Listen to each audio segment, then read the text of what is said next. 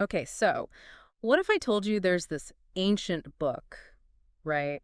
And it's way more about like family trees than these big fiery prophecies, but it's actually hiding this like seriously hardcore history. We're talking weapons, warfare, and a whole lot of metal. And no, I don't mean like head banging music, though honestly, the imagery might make you wanna.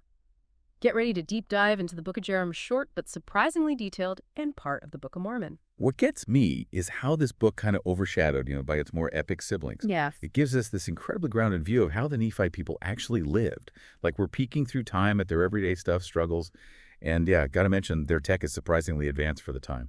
No, you're right. Jerome, as our author, he tells us straight up, right at the beginning, that he's writing a genealogy, basically family history, because his dad asked him to.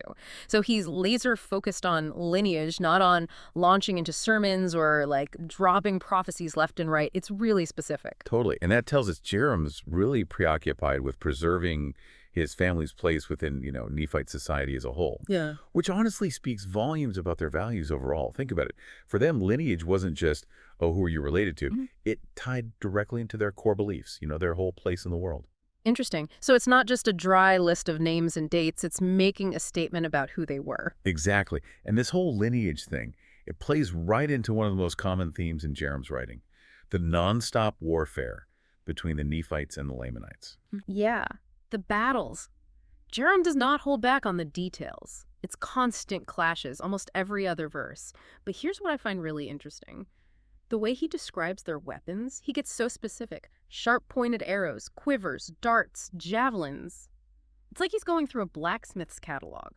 And that's where things get really interesting, right? This much detail about weaponry challenges what we think about ancient societies big time. We picture crude tools, right? Yeah. But Jerem's painting a different picture. Totally. This is some next-level craftsmanship he's describing. Makes you wonder, if their weapons were that advanced, what else could they make? Now, Jerome, he doesn't dwell on it, but he does mention how skilled the Nephites were at building and making machinery. It's just a small detail, but it's huge. Think about it. Fine workmanship of wood in buildings and machinery. That's not just shelters, that's complex structures, maybe even machines. Whoa. Those few words open a whole can of archaeological worms. So we've got this society, right? They're obsessed with lineage, locked in this cycle of warfare that seems endless. But they're also crazy skilled at metalwork, engineering. There's a lot to unpack here, Went. And we're just getting started. And I gotta say, the more we get into this Book of Jarom, the more interesting it gets. Like, their advanced weapons, their craftsmanship, but there's this whole other side to the story, one that's a little more intense. You're talking about the Lamanites. Yeah. Jerome doesn't exactly sugarcoat things when he talks about them. No, not really. He says they love murder. And then there's that phrase, drinking the blood of beasts. Those are pretty intense descriptions, to say the least. Makes you wonder what was actually going on. Oh, yes, definitely loaded language. And it kind of shows us how deep this hatred ran between the two groups. Remember, we're seeing this from Jerom's point of view. He's a Nephite. They saw themselves as the righteous ones. The Lamanites were the enemy.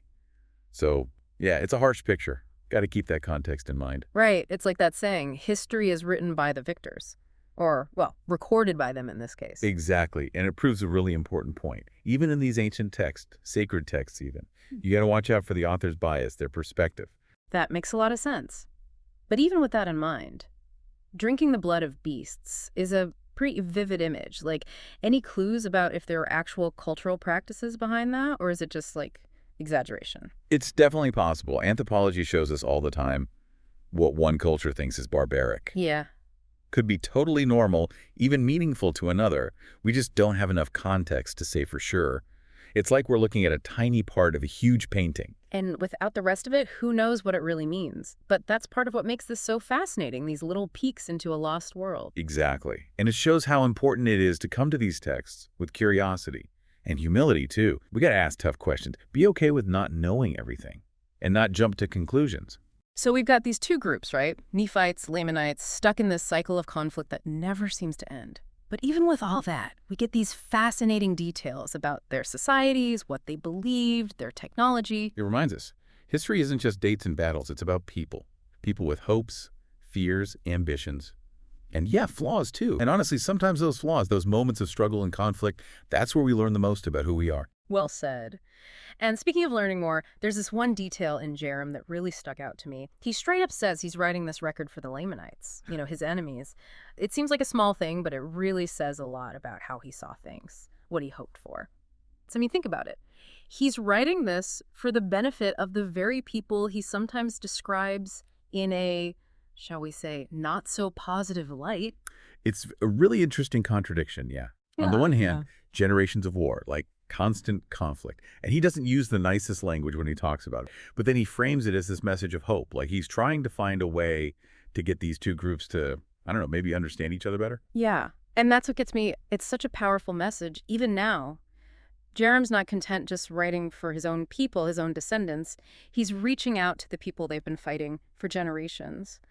It makes me think, maybe deep down, he sees a way out of that cycle of violence. Like, maybe reconciliation is possible. Totally. It reminds us that history isn't set in stone.